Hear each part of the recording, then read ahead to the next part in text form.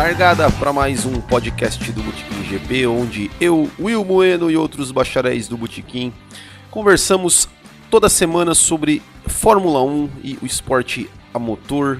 E hoje nós vamos falar aí sobre o Autódromo do Rio de Janeiro, sobre o futuro do GP do Brasil de Fórmula 1, que tem sido muito falado nessas últimas semanas, aí envolvendo até o presidente Jair Bolsonaro.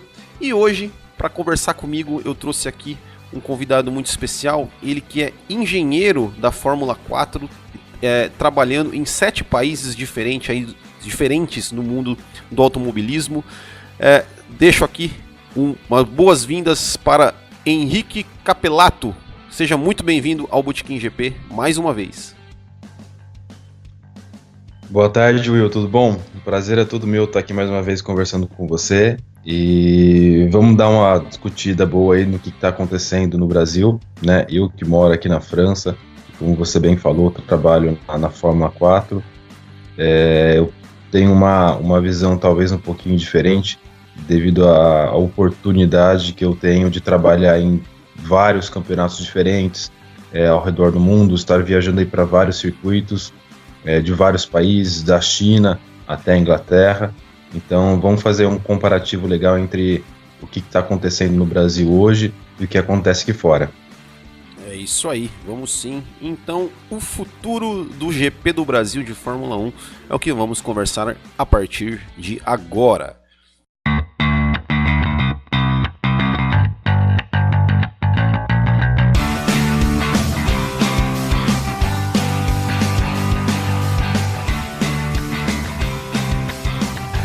Bom, Henrique, e o primeiro assunto que eu gostaria de conversar contigo para a gente entrar, antes de entrar efetivamente no autódromo aí do Rio de Janeiro, que tá sendo todo esse anúncio que foi feito, sobre a situação de Interlagos, né? O Interlagos aí que estreou na Fórmula 1 desde 1970, da década de 70, e está aí sediando o GP do Brasil ininterruptamente desde 1990, ou seja, em 2020 vão se completar aí 30 anos de GP do Brasil de Interlagos.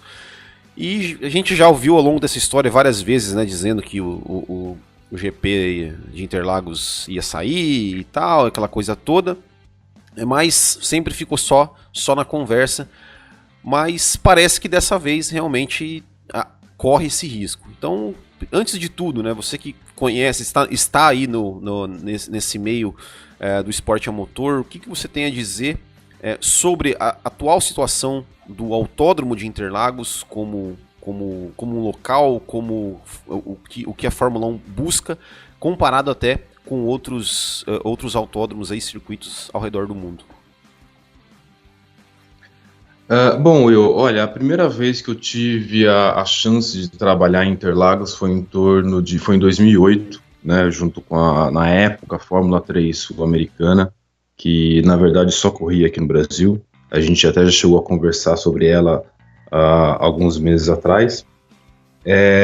E assim, quando eu tive a minha primeira experiência com automobilismo em Interlagos, e já nessa época, 2008, 2010, se não me engano, as pessoas já começavam a falar, ou já havia aí um burburinho da Fórmula 1 deixar o Brasil. E eu naquela época eu não conseguia compreender exatamente por que motivo, se Interlagos era um autódromo maravilhoso, né? Quando eu falava para alguns amigos que eu ia trabalhar em Interlagos, ou ia ter uma corrida em Interlagos, chegava a ser motivo de inveja pelo fato de ser um autódromo naquela época, né, vamos dizer assim, a visão que eu tinha e a visão que as pessoas passavam que era um autódromo top de linha, um autódromo da Fórmula 1. Você provavelmente ainda chega em Interlagos, você tem que respeitar uma série aí de normas, até um pouquinho burocrático, vamos chamar assim. Então, assim, tinha toda aquela... eu acredito que Interlagos ainda tenha toda aquela pompa. E depois, viajando aí pelo Brasil, trabalhando no automobilismo, isso apenas se confirmou, né? Se reforçou essa ideia de Interlagos ser o autódromo, ou melhor autódromo, um autódromo digno de Fórmula 1. Quando eu vim para cá, aqui para fora, aqui para Europa, foi que me deu esse estalo. E eu vi que Interlagos não é tudo isso, né? Apesar de ser aí um traçado histórico, vários pilotos importantíssimos terem passado por ele, muitos pilotos, como por exemplo o Vettel, gostarem muito do traçado de Interlagos, a pista em si, o autódromo em si, a estrutura do autódromo já não é mais compatível com uma Fórmula 1. Se você comparar aí, por exemplo, Interlagos com o autódromo, vamos dizer aí um autódromo de Xangai, né, que é um autódromo um pouco mais novo, você vê que a estrutura de Interlagos e a estrutura de Xangai não tem absolutamente nada a ver. Você vai para Xangai e você tem ali não sei quantos mil lugares de estacionamento dentro do autódromo. O autódromo não é apenas um autódromo para receber eventos automobilísticos. Tem dentro do autódromo escritórios, não áreas de boxe, mas galpões para equipes, para empresas de tecnologia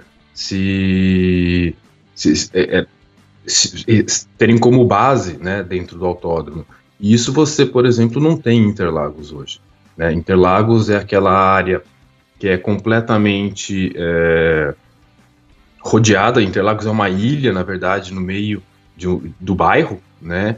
E o Interlagos não tem para onde crescer, não tem para onde se expandir, e ao mesmo tempo não tem nenhum lugar dentro de Interlagos onde você possa fazer crescer algo semelhante com o que acontece aqui fora. Então, se você for em qualquer autódromo, eu posso dizer, praticamente todos os autódromos hoje que correm uma Fórmula 1, tem uma estrutura ali para ter outras empresas, né, desfrutando da área do autódromo, e também, o que é muito importante,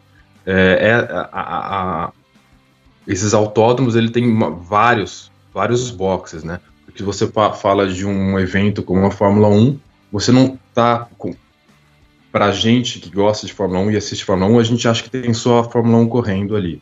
Mas na verdade não é isso, você tem aí várias categorias de base, que eles chamam categoria suporte, e aí tem normalmente 3 ou 4 categorias que fazem o mesmo final de semana da Fórmula 1. Então, Interlagos não tem espaço para receber essas categorias extras, etc. Então, eu acho que Interlagos hoje no final das contas, passou a ser um autódromo ultrapassado. A gente vê muito, assim, você começou o seu comentário falando muito sobre a questão da pista em si, do traçado, né? Os fãs, né, da Fórmula 1, eles se prendem muito nisso, né? Porque o traçado de Interlagos, ele é um traçado muito legal, que ele permite ultrapassagens. É um grande prêmio que, podemos dizer, acho que em 90% das vezes ele entrega boas corridas emocionantes, com ultrapassagens, com disputas, com acidentes, com safety car, com chuva. Então ele traz todo esse ingrediente. Mas faz 13 anos que eu não vou a Interlagos, e naquela época eu lembro que isso 2006, né, que pô, beleza, você comprava lá o seu ingresso e você tinha que, para você conseguir chegar num determinado lugar, você tinha que chegar lá tipo 5 horas da manhã e ficar na fila, aquela coisa toda. E ao longo desse período, eu lembro de umas épocas ali que falaram que Interlagos ia ter uma reestruturação, que ia ter lugares marcados e tal, e ao que eu sei, isso não aconteceu até hoje, né? Muita gente fala, mas não, tem que ficar na arquibancada mesmo, torcedor raiz, aquela coisa toda. Mas pra Fórmula 1 e pra eventos desse grande porte, isso, né, a gente sabe, tem alguns locais que tem, né, por exemplo, a arquibancada na grama, né? O torcedor fica na grama. Mas são casos à parte, mas o espaço mesmo digamos, vamos colocar entre aspas aqui, né, que a gente ouviu falar muito na época da Copa do Mundo, o padrão FIFA ou o padrão FIA, né, realmente Interlagos fica muito a desejar, né? Não, Interlagos eu acho que realmente ele o traçado a gente não vai discutir o traçado, porque o traçado é um traçado impecável, como você falou, é um dos poucos autódromos que entrega corridas maravilhosas, né? Mas se a gente falar da estrutura do autódromo em si para receber as pessoas, é inviável, né? Se você for comparar, vou sempre fazer um comparativo aí com o que acontece fora do Brasil. Se você comparar aí Interlagos com o circuito Hermanos Rodrigues, no México, onde vai receber a Fórmula 1 esse ano pela última vez, o circuito é incrível, né? Coisas que eu nunca vi em Interlagos, pode ser que tenha mudado, mas é uma coisa que eu nunca vi em Interlagos e que eu vi em Spa, eu vi em Hermanos Rodrigues, vi em alguns autódromos na China, alguns autódromos, se não me engano, aqui na França, é similar. O autódromo, ele abre para o público, né? Então, você, assim, você tem o autódromo, você tem a pista, dentro do autódromo de Hermanos Rodrigues, especificamente, você tem toda uma área em volta da pista, então o torcedor que ele está na arquibancada A, ele sai da arquibancada A e ele consegue dar um passeio no autódromo por fora até a arquibancada Z, do outro lado do circuito, sabe? Legal. Então, apesar de os assentos serem marcados, o torcedor ele tem essa possibilidade de dar uma olhada aqui, depois dar uma passeada, vai para o outro lado, ele passa entre um lado, entre a arquibancada A e a arquibancada Z, existe uma série de coisas para o torcedor ali tá se divertindo, não apenas o torcedor, mas acaba sendo um evento familiar, porque existem uma série de atrativos para a família, que não é apenas a corrida, né? Dentro do autódromo, você tem ali, se não me engano, é um campo de beisebol que foi construído, ainda está sendo terminado em Hermanos Rodrigues. Você tem ali uma série de coisas, né? O final de semana, o que acontece aqui fora do Brasil, é que o final de semana de corrida, o evento principal é a corrida, né? Mas você tem uma série de atrativos à parte da corrida, ou muitos atrativos relacionados com o automobilismo. Então, olha, a corrida de Fórmula 1 vai começar daqui a 3 horas, você pode chegar, vamos dizer que a corrida vai começar às 3 horas da tarde.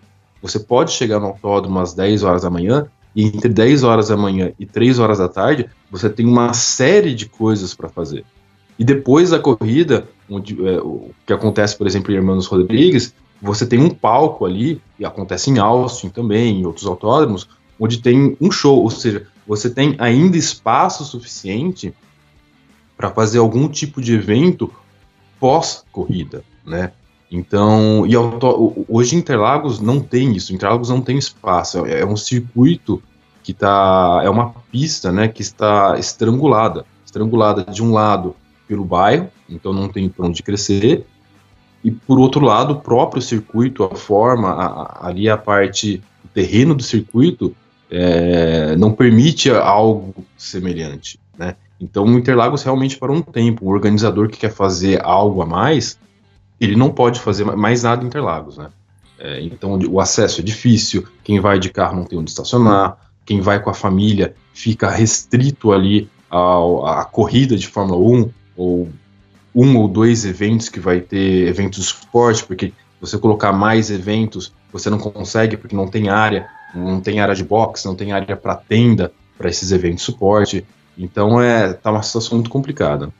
Eu tive a chance de ir para Interlagos em fevereiro agora, visitar alguns amigos, fui para o Brasil viajar, e eu fiquei horrorizado pelo fato de terem feito uma reforma, na minha opinião, entre muitas aspas, e o autódromo, que ao meu ver antes era um autódromo bonito, mas precisava de uma melhorada, agora ele ficou, não tem uma outra palavra, ao meu ver ficou uma porcaria o que fizeram no autódromo, né?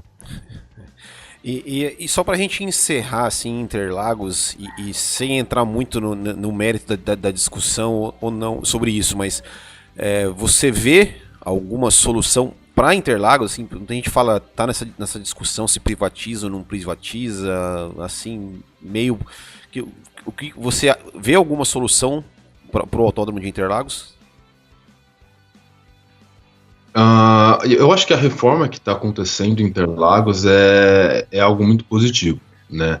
Então, Interlagos, pelo fato de ser o principal autódromo do Brasil, existem muitas equipes em volta de Interlagos, existem muitas empresas que dependem de Interlagos para sobreviver, tanto que em 2012, se não me engano, Interlagos fechou, eu acho que foi um período bem longo, mais de 6 meses, e muitas equipes sofreram por isso, porque elas não tinham onde testar, eles não tinham onde... o comércio deles, né? Porque no final das contas uma equipe é um comércio, parou, né? Muitas equipes acabaram fechando por causa disso. Então Interlagos é sim fundamental para o desenvolvimento local, para o desenvolvimento da região, mas eu acho que Interlagos não tem muito mais o que oferecer para uma categoria como a Fórmula 1 que vem crescendo, né? O acesso, como eu falei anteriormente, o acesso é muito difícil, o que andou acontecendo não está ligado, mas de certa forma tem um impacto em categorias internacionais, as tentativas de assalto às equipes de Fórmula 1, isso pegou muito mal aqui fora. Então, assim, Interlagos tem que ser reformado, sim, o autódromo tem que ser preservado. Se vai ser da iniciativa pública ou da iniciativa privada, eu acho que isso é um pouquinho mais complicado. Ao meu ver, a iniciativa privada ela teria condições de fazer outros investimentos no autódromo para realizar outros tipos de evento, porque hoje em dia o Interlagos, tudo bem, tem uma festa, rave, acho que eu posso chamar isso, que acontece em Interlagos uma ou duas vezes por ano, mas Interlagos hoje é essencialmente para o automobilismo. Isso precisa ser mudado, né? Como eu falei, um autódromo que não abre suas portas para o público, o pessoal fazer caminhada, fazer prática de bicicleta, etc., durante a semana, obviamente pós-treino, né? Então, a partir das 6 ou 7 horas da noite até aí umas 10 horas, algo parecido, fica ali uma ilha, né? O autódromo fica ilhado, apesar de ele estar ali no centro do bairro e ele participar do desenvolvimento através das equipes que dependem dele, etc., ele ainda não tem ali uma relação muito próxima com a população local. Então, acho que Interlagos deveria ser integrado mais ali no bairro. Mas se isso vai ser feito com uma iniciativa pública ou privada, é muito difícil. É uma discussão muito complicada. Com certeza. E nem é esse, né, o nosso foco aqui hoje, né? Então vamos passar, né, agora que a gente já falou, né, de Interlagos. Bom, sobre essa iniciativa aí do Rio de Janeiro, né? Ou seja, a Fórmula 1 ela tá com essa ideia de levar as corridas para cidades turísticas, mais turísticas, vamos dizer assim, né? E além disso, tem o fato, né, de que o autódromo de Interlagos, ele já há alguns anos que ele não paga aquela taxa, né, que todos os locais que vão sediar a Fórmula 1 tem que pagar, de alguns milhões de euros, e o Rio de Janeiro, né, se tem esse perfil, né, dessa cidade turística, aquela coisa toda, e, né, o presidente Jair Bolsonaro, tempos atrás aí, ele anunciou, né, nas suas redes sociais a liberação do terreno, que era um terreno que era de propriedade do Exército Brasileiro, ali em Deodoro, no Rio de Janeiro, para construção desse novo autódromo, né, que, segundo palavras do presidente, vai ser feito todo com dinheiro de iniciativa privada.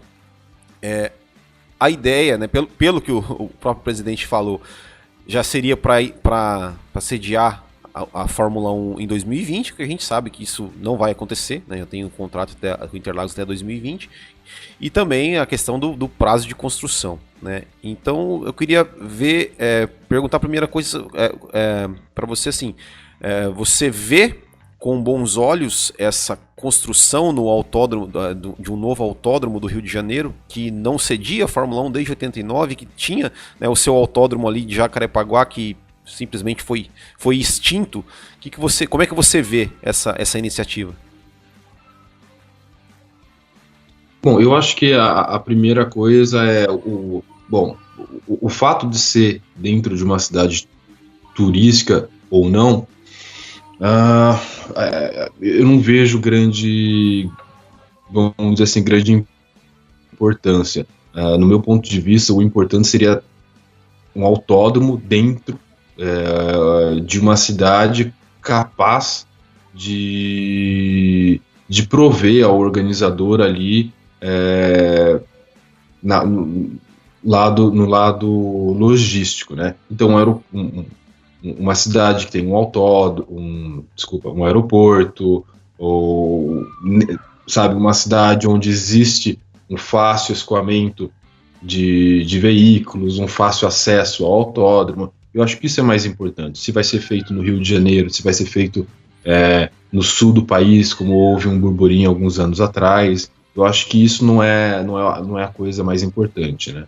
Afinal de contas, um turista que vai para o Rio, não necessariamente ele vai assistir uma corrida no autódromo, né? Apesar de que um turista que vai para o autódromo, ele tem a chance de estar aproveitando aí outras coisas que o Rio tem a oferecer. Então, assim, eu não vejo uma ligação muito forte entre o fato de ser uma cidade turística como o Rio, mas o mais importante seria ter uma cidade que é capaz de oferecer meios aos organizadores, às equipes, de estar chegando ao autódromo, de ter fácil acesso para o público. Eu acho que isso é o mais importante do que ser uma cidade turística, vamos dizer assim. Certo. E com relação, né, ao autódromo ali, ao projeto, você se animou, ficou animado? O que você me diz sobre isso? Olha, eu acho muito importante, sim. Eu acho que seria o Brasil, ele precisa de um outro autódromo, né, nível internacional, porque hoje a gente tem, o que a gente tem no Brasil hoje como autódromo de ponta? Vamos dizer assim, Interlagos, né, que não seria um autódromo de ponta comparado ao que existe fora do Brasil, mas é o melhor autódromo do Brasil. Temos aí o Velopark, né, acho que, se não me engano, o Velopark no sul do país, no Rio Grande do Sul, que é um autódromo muito bom, um autódromo fantástico. Existe, mas também um autódromo, ao meu ver, muito pouco utilizado.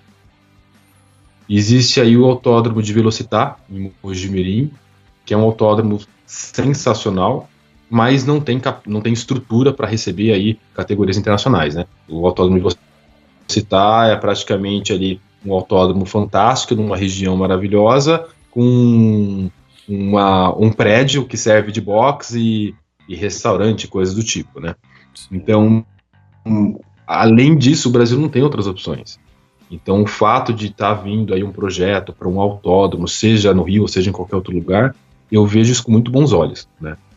E depois, ao meu ver, inclusive, ter um autódromo numa cidade que não fosse o Rio, ou uma cidade em desenvolvimento, seria bem mais interessante, pelo fato de você ter a chance ali de trazer um autódromo, estar desenvolvendo o comércio local, como meios de transporte para as pessoas chegarem ao autódromo, etc. Então, ao meu ver, um autódromo desse nível em uma cidade em desenvolvimento, ou próxima de uma cidade de desenvolvimento, seria muito mais útil do que esse mesmo autódromo no Rio de Janeiro. Porque um dos problemas que pode ter ali na região onde vai ser feito o autódromo vai ser o transporte, né? O que aconteceu na França em 2018 foi que eles mudaram o GP da França, que antes era no autódromo de Magny-Cours, onde existe uma rodovia gigantesca que foi construída exclusivamente para trazer essas pessoas até o autódromo e depois fácil acesso para essas pessoas saírem do autódromo e retornarem até Paris, ou seja, uma rodovia de no total, 250 quilômetros aproximadamente.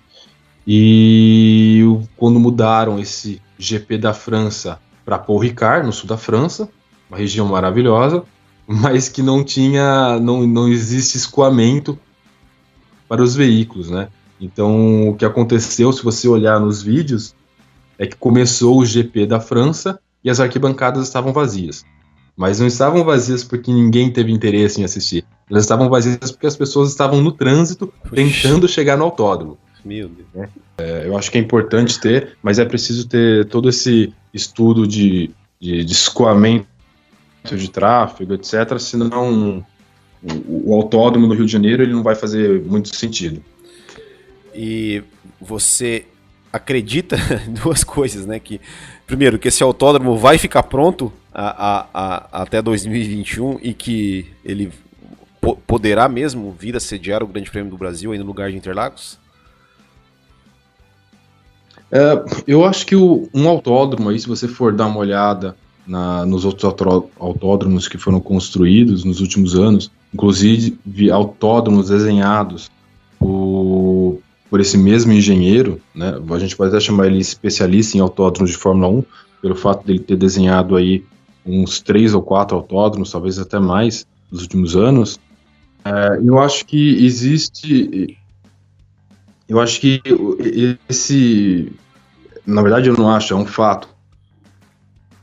Né?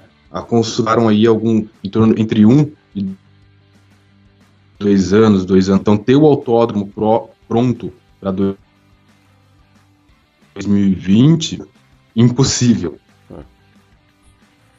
Pronto para 2021, eu acho que é algo bem, vamos dizer assim, a gente está falando de anos, né? É o tempo que eles vão ter se eles começarem agora em julho as obras. Então, eu acho que é algo possível de ser feito, sim. E sobre, né, além do GP do Brasil, assim, né? A pergunta que eu faço, assim, que eu fico me perguntando com relação a isso, né? Que eu lembro que quando eu postei essa mensagem que o presidente colocou nas redes sociais, eu postei isso no Botequim, eu falei, olha, isso não me animou muito e tal. Primeiro porque aquela coisa, né? A gente fica pensando no Brasil sempre que vai ter alguma, por mais que tenha falado, vai ser só dinheiro privado, pode ter alguma coisa de dinheiro público, né? Seja com isenção fiscal, que até tudo bem, né? Tá desenvolvendo a região, mas seja que com... o meu grande medo, na verdade, é assim, ó, que eu fico pensando, bom, vai ficar pronta a obra para 2021 e o Brasil vai sediar a corrida em 2021. Aí chega no meio do negócio ali, 2021, a obra atrasa, não fica pronta, e aí vai lá para não passar uma vergonha mundial, o governo, sei lá, quem quer que seja, libere lá uma porrada de dinheiro público para pagar esse custo para deixar o negócio pronto ali às pressas, né? Esse é meu principal medo. E uma outra questão que eu também fico perguntando é viável financeiramente um autódromo aqui no Brasil hoje? Então, eu acho o seguinte, respondendo aí a sua primeira pergunta, dinheiro público ou dinheiro privado? Bom, o fato do Exército, que é um órgão, vamos chamar, público, ou ao menos ser um órgão do Brasil, né? Ele, no final das contas, ele é um órgão público, né? Ele é da gente. E o fato de uma área gigantesca para acontecer a construção do autódromo, pode falar que aí teve dinheiro público, né? Sim. Importante em termos de desenvolvimento da região ali, não o mais importante, mas um dos pontos, ou talvez um dos pilares para que esse autódromo seja ele tenha sucesso, é um meio de transporte, né? Você ter como levar as pessoas para esse autódromo e como as pessoas voltarem para casa, seja através de carro, seja através de trem, o que quer que seja.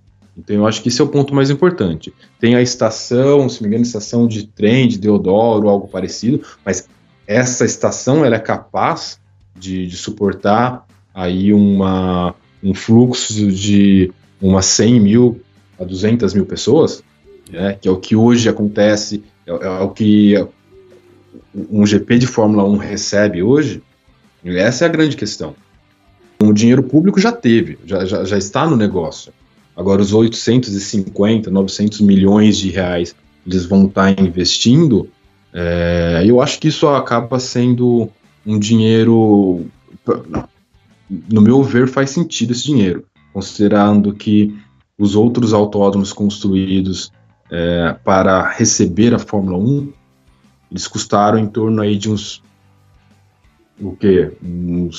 3, entre 1 bilhão e 2 bilhões e meio de reais, né? Talvez um pouquinho mais, considerando que o terreno que foi doado, ele deve estar na faixa aí, diria, de 1 bilhão, talvez, de reais, 1 bilhão e alguma coisa. Os outros 850, 900 milhões de reais, se você fizer a matemática do o valor de um autódromo novo, né? Sim. Então, esse valor anunciado pela Rio Motorsport acaba fazendo sentido para mim, valor de investimento, né?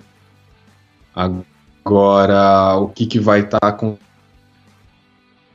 frente com relação olha, o governo ele vai estar, foi anunciado para ter em 2021, o autódromo não está pronto, então vai ter uma injeção de dinheiro por parte do governo. Isso eu acho muito pouco provável. Pouco provável pelo seguinte fato: eu acho que a primeira coisa para acontecer uma corrida em um autódromo de Fórmula 1, tem que ter aprovação da FIA, né? Eu acho que esse é o primeiro ponto.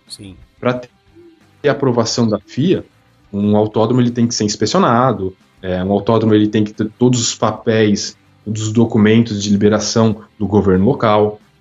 Então isso não acontece com um autódromo aí feito como aconteceu com os estádios durante a bem falado, né? Ou seja, é diferente, né, da Copa, que por exemplo, quando você anuncia uma sede de uma Copa do Mundo, por exemplo, você aprova o projeto, né? Você não aprova necessariamente o lugar, né? E no caso da corrida, é verdade. Prossiga. Então, assim, eu vejo muito com esses olhos.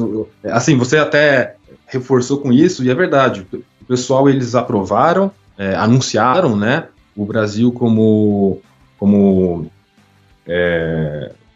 anfitrião, né, como anfitrião da Copa, um pouco das Olimpíadas, se não me engano, foi 2 anos mais tarde. Sim. E o Brasil aí ele teve 4 anos, não mais que isso, 7 anos. 6, 8 anos, para ralar. 7 anos, obrigado, para fazer os autódromos, para fazer os estádios, né? Então não tinha nada pronto. Sim. E aí no meio de 7 anos, você pode ter uma série de crises que pode acabar melando o projeto, né? Agora, um autódromo é muito diferente. É um autódromo para ser construído e para ser aprovado, né? Para o órgão maior do automobilismo, que é a FIA. E eu posso te falar, né, eu posso confirmar para você que hoje a FIA, quando a gente fala de segurança, é um órgão que não brinca em serviço. Devido aos acidentes que teve nos últimos anos, a segurança é o pilar número 1 da FIA, né?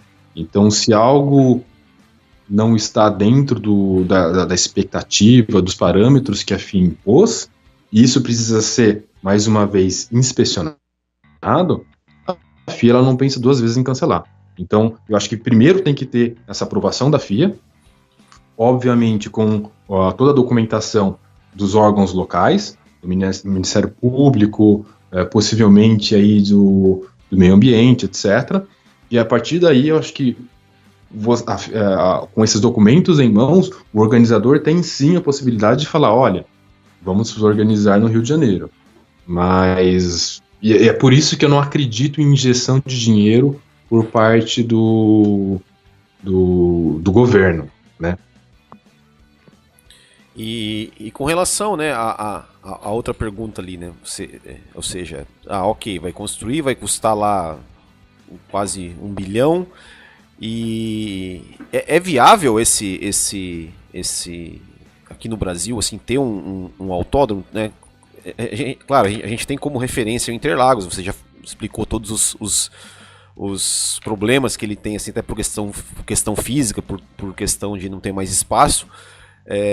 Mas tá, vai sediar a Fórmula 1 durante um final de semana. E no resto do ano, assim, como manter os custos de um empreendimento desse, sendo que no Brasil, assim, a gente não tem tantas categorias, assim, né, de automobilismo, como fechar essa conta?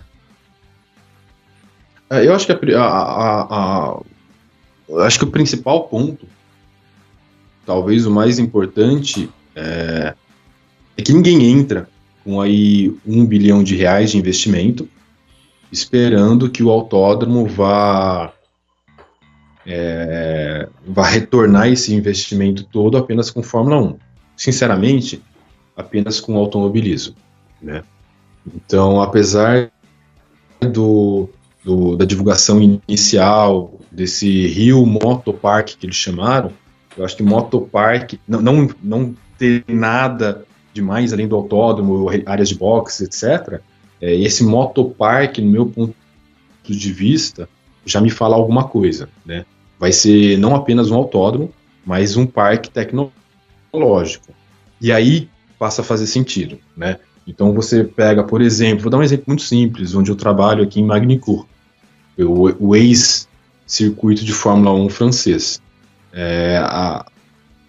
Em volta do autódromo de Magny-Cours, você tem o que eles chamam de Tecnopolo, que é um polo tecnológico, onde existem várias empresas e equipes de corrida, né? São baseadas ali dentro da área do autódromo, né? Então não é como Interlagos, onde as empresas, as equipes, elas são no bairro. Não, as empresas aqui, elas são ali encostadas com o autódromo, né? Então você precisa testar o seu carro, você precisa testar a sua transmissão, o que quer que seja que você desenvolveu. O piloto pula dentro do carro, ele dirige ali 200, 300 metros, ele já está no circuito, né? Já está dentro do circuito para testar. Então eu acho que isso é o que esse motopark me faz pensar muito no que acontece aqui na Europa, né? Esse tipo de uso do autódromo, não apenas para corridas, mas você vai ter empresas ali, e isso para mim faz muito mais sentido, né? Se você for para Silverstone, é exatamente a mesma coisa. Em volta do autódromo de Silverstone existe uma série de empresas, não apenas automobilismo, mas empresas do meio automotivo, que ficam ali, inclusive utilizam o autódromo para fazer testes, etc. E você vê isso em muitas outras pistas que recebem a Fórmula 1 hoje, né? Xangai é assim, Ningbo não recebe a Fórmula 1, é um autódromo novíssimo, poucas pessoas no Brasil conhecem, ou já ouviram falar, mas é um autódromo novíssimo construído na China, um autódromo maravilhoso que tem uma série de coisas dentro do autódromo focado para a indústria. Você vai, Silverstone, que eu acabei de falar, o que mais que a gente vai ter aí? Hermanos Rodrigues, você tem uma área própria para isso. Sepang é a mesma coisa. Sepang tem uma área gigantesca em volta, onde ficam equipes internacionais, onde ficam empresas. Então, eu acho que isso é o que vai acabar acontecendo com esse autódromo. E aí a gente para de falar de renda do autódromo focado apenas em automobilismo, e a gente começa a abrir um pouquinho a visão como um parque tecnológico onde você tem um autódromo dentro. E muito possivelmente aí outras atrações que vão estar ali a semana toda funcionando, etc. Show de bola. Esperamos aí para ver então qual vai ser o resultado disso. Henrique, nosso tempo aqui está se esgotando. Tem mais alguma coisa que você gostaria de falar? Só agradecer você, Will, mais uma vez aí por a gente estar batendo esse papo tão bom, e precisando de alguma coisa, pode contar comigo, é sempre um prazer enorme, apesar da diferença de 5 horas, né? Então a gente conversou, você acabou de almoçar, eu tô indo jantar, e, apesar disso, vai ser sempre um prazer aí estar conversando com você. Eu que agradeço. O pessoal aí do Botequim, que eu sou fã dos seus fãs também. Valeu. Eu que agradeço aí mais uma vez a disponibilidade de conversar com a gente. E só vou aqui dar um último recado que na verdade eu ia dar no começo do vídeo, mas no começo do podcast acabei esquecendo, que é o seguinte, que né, a gente está falando aqui de um novo empreendimento aqui, né, do da Fórmula 1 e tal. E o Botequim GP também tem um novo, entre aspas, empreendimento, que é, né, você sabe que a gente organiza ali a Copa Botequim GP de kart, e a gente vai começar a partir da próxima etapa a transmitir as nossas corridas da Copa Botequim GP de kart ao vivo no nosso Facebook, com narração, com tudo bonitinho, com os gráficos ali aparecendo o nome dos pilotos, as posições e tudo mais. E você, inclusive, vai poder acompanhar aí da França aí a nossa Copa Botequim GP de kart. Era o que faltava, eu poder ter até a chance de estar acompanhando e vendo o pessoal aí brigando na pista. Fantástico. Isso aí. E aí, pessoal, os ouvintes aí do Botequim GP que quiser nos ajudar aí a pagar o custo dessa transmissão, a gente está pedindo aí uma colaboração ali através do nosso site, o www.botequimgp.com.br/ajude, e você pode aí nos ajudar nessa transmissão. Você vai ter ali o seu nome citado na transmissão ao vivo durante o evento, também nos outros vídeos do Botequim, e você pode aí ajudar, colaborar aí com o esporte a motor amador aqui no nosso Brasil. Acesse lá www.botequimgp.com.br/ajude e, se puder, nos colaborar com a gente. Henrique, obrigado mais uma vez, tudo de bom para você, um grande abraço e até a próxima. Grande abraço, Will, se cuida. Valeu, e um grande abraço também a todos os ouvintes bacharéis do Botequim GP. Nos vemos na próxima semana, no próximo podcast. Até a próxima, tchau.